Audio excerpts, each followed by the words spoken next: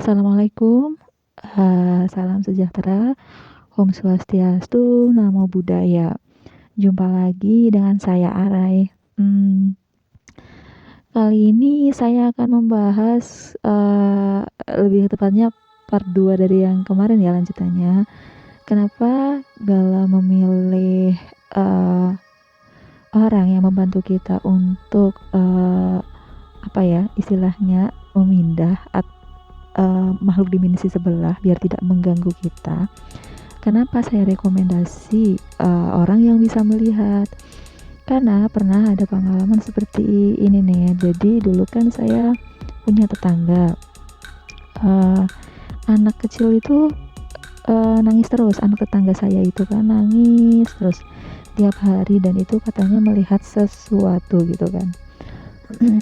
Jadi dia itu kadang nunjuk-nunjuk gitu, entah di atas AC, entah di atas kulkas atau di pojokan atau di mana gitu. Dia itu kalau nangis itu sambil nunjuk-nunjuk gitu. Lah pas kebetulannya tuh ya saya kasihan ya kan lihat anak nangis kayak gitu, katanya juga sering sakit kayak gitu kan, kasihan. Terus suatu pagi itu saya sama anak saya itu saya gendong keluar keluar rumah. Tiba-tiba itu ada seorang bapak-bapak itu lagi pakai kopiah gitu kan, pakai sarung. Dia sepertinya sedang melakukan ritual atau doa atau apa ya yang saya nggak ngerti gitu kan. Sambil dia memejamkan mata, tangannya sambil kayak posisi sidakep gitu. Tahu kan posisi sidakep lah. Itu lumayan, saya agak mikir ini orang lagi ngapain ya. Kan waktu itu kan saya baru baru keluar, masih pagi-pagi itu kan, mau jemput anak. Dan setelah kejadian itu sepertinya bapak-bapak itu kan melakukan ritual atau doa mungkin ya. Nah malamnya itu giliran jadi anak saya itu yang nangis terus setiap hari panas terus nangis, nggak bisa ditolongin, nggak bisa apa-apa sampai berjam-jam badannya sampai panas. Itu tuh saya mikir ini kok anak sebelah nggak nangis tapi anak saya jadi nangis gitu kan. Ini orang, setelah saya apa ya, saya bingung kan.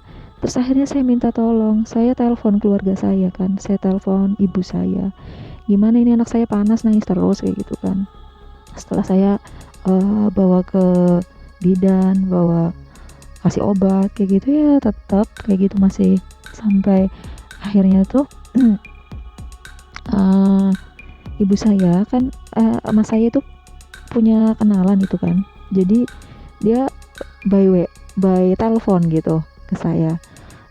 Kenapa anak saya nangis terus kayak gitu kan, itu kan menurut saya udah aneh gitu, soalnya anak sebelah udah nggak nangis kayak gitu kan. Lah ternyata setelah dicek kayak gitu, pakai via telepon gitu kan, terus di foto-fotoin segala ruangannya, oh ternyata dipindah di rumah saya. Kan itu menurut aku kurang ajar banget kan. Jadi ya bapak-bapak gitu kan, kalau pindah ya kemana, kayak ke kebun atau ke sungai atau ke mana kan, jangan di rumah saya gitu, malahan anak saya jadi nangis. Berarti kalau saya pikir-pikir itu bapak bapak itu kayaknya nggak bisa lihat deh, jadi dia asal aja, yang penting nggak di tempatnya itu kayak gitu kan, nggak di tempatnya yang kemarin itu tetangga saya itu, dan dipindahnya itu di rumah saya. Makanya saya menyarankan bagi teman-teman itu kalau misalkan uh, mungkin bisa ya, kalau misalkan mengobati, misalkan kesurupan atau apa kayak gitu kan, bisa mungkin ya, walaupun mereka tidak bisa melihat makhluk dimensi sebelah itu secara langsung, tapi saran saya biar tidak terjadi hal-hal seperti saya itu, ya menurut saya ngaco, malahan dipindah ke rumahnya saya gitu kan. Jadi giliran deh anak saya yang jadi nangis terus digangguin kan, menurut saya konyol kan. Nah gitu teman-teman, makanya saya menyarankan seperti itu ya. Kalau teman-teman mau minta tolong sama yang tidak bisa melihat ya boleh saja, asalkan punya apa ya, kekuatan yang mumpuni gitu. Gitu sih.